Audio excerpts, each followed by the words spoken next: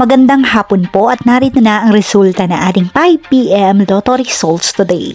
At para po sa draw natin ngayon ay ang 3D Lotto at ang 2D Lotto ngayong araw po ng Sabado, January 24, 2026.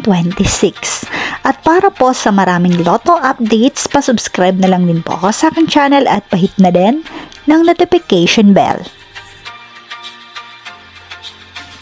And for 2D Lotto, 5 PM draw, January 24, 2026, araw po ng Sabado, 8 and 12, in exact order.